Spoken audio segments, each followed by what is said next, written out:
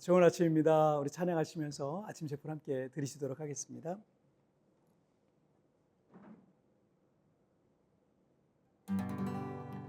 마음이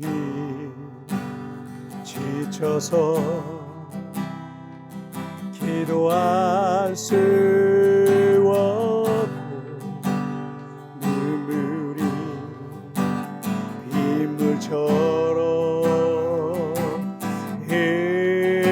흘러내릴 때 주님은 우리 연약함을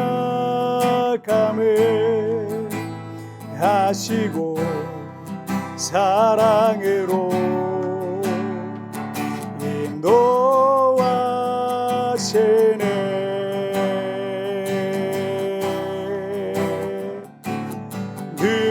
누군가 널 위하여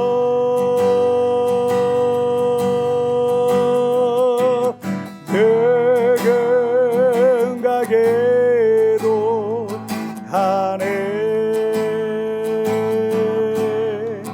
내가 홀로 외로워서 마음이 무너질 때 누군가 널 위해 기도하네.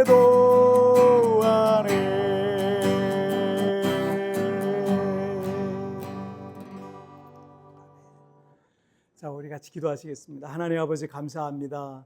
오늘도 이렇게 하나님 앞에 예배하는 예배자로 오늘 체프를 통해 하나님 앞에 나아갑니다. 내가 있는 곳곳마다 하나님, 그곳이 하나님의 거룩한 지성소가 되게 해주시고 예배하는 이곳에 주님의 성령으로 임재하여 주옵소서. 감사하며 예수님의 이름으로 기도하옵나이다. 아멘. 오늘 우리에게 주신 하나님 말씀은 시편 110편 4절 말씀 제가 봉독해 올리도록 하겠습니다. 여호와는 맹세하고 변하지 아니하시리라. 이르시기를 너는 멜기세덱의 서열을 따라 영원한 제사장이라 하셨도다. 아멘. 시편 110편은 시편 속에 있는 대표적인 메시아 예언시 중에 하나라고 이렇게 말씀드렸죠. 1절부터 7절까지 이 짧은 시편이지만 이 시편을 통해서 메시아, 즉 그리스도의 직책과 사역의 특징을 간단하게 소개하고 있습니다. 1절부터 3절은 영원한 왕 되신 그리스도, 4절은 중보자로서의 제사장 되신 그리스도, 5절부터 7절까지는 세상을 심판하실 그리스도에 대해 소개하고 있습니다. 오늘 본문인 이 4절을 보시면 여호와는 맹세하고 변하지 아니하시리라. 이르시기를 너는 멜기세덱의 서열을 따라 영원한 제사장이라 하셨도다. 이 구절은 메시아의 대제사장직에 대한 내용을 말하고 있습니다. 우리 성도님들에게는 조금은 어려운 내용일 수도 있는데 예수님의 제사장직에 대해 아주 중요한 그 내용이기도 합니다. 오늘 본문의 그 이해를 돕기 위해서 간단히 제가 좀 추가적으로 여러분 이해를 돕기 위해서 좀 설명을 드리자면 이걸 좀 이해하면 좀 좋으실 것 같습니다. 멜기세덱이라는 이름이 처음 등장한 것은 창세기 14장에서였습니다. 아브라함이 조카 롯을 잡아간 이 북방의 연합국과 싸워서 승리한 뒤에 집으로 돌아오던 길에 살렘의 왕 멜기세덱이 아브라함을 맞아주면서 축복해주는 장면이 나오거든요. 히브리서 7장에서 그 멜기세덱에 대한 구체적인 내용이 나오는데 그는 지극히 높은 하나님의 제사장이며 그가 아브라함을 축복하자 아브라함이 그에게 11조를 바쳤고 또 그는 의의 왕이고 평강의 왕이고 아비도 없고 족보도 없고 그리고 생명의 시작도 끝도 나오지 않는 정말 히브리서에서 말씀하시고 있는 것은 신비한 존재로 등장을 합니다. 히브리서 6장 20절에 의하면 그리로 앞서가신 예수께서 멜기세덱의 반차를 따라 영원히 대제사장이 되어 우리를 위하여 들어가셨느니라.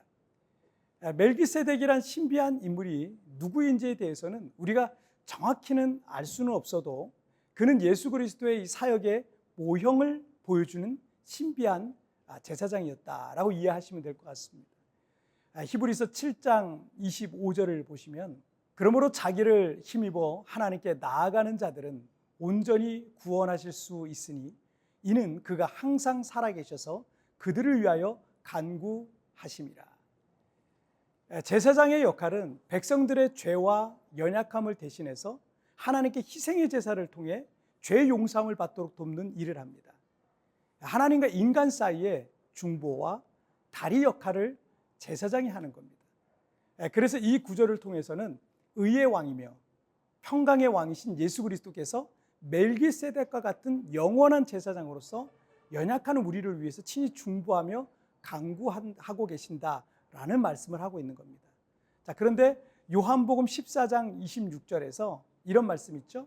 보혜사 곧 아버지께서 내 이름으로 보내실 성령이라고 말씀하셨는데, 예수님께서 부활 승천하시면서 하나님 아버지께서 예수님의 이름으로 성령을 보내신다는 거예요. 그런데 이 성령의 특별한 사역 중에 하나가 예수님께서 하시는 중보 사역인 겁니다.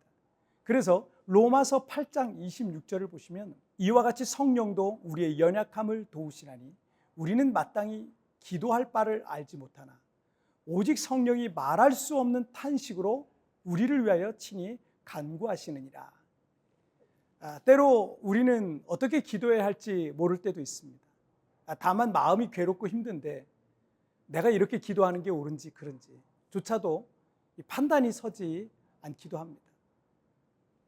다만 하나님 앞에 그냥 답답함 속에서 눈물만 흘릴 때도 있는 것입니다. 그런데 예수님의 이름으로 오신 성령님께서는 우리의 연약함을 아시고 말할 수 없는 탄식으로 우리를 위해 친히 간구하신다라는 겁니다. 성령님은 우리를 위해서 대신 울어주시는 중보자로 성경에는 등장하는 거죠.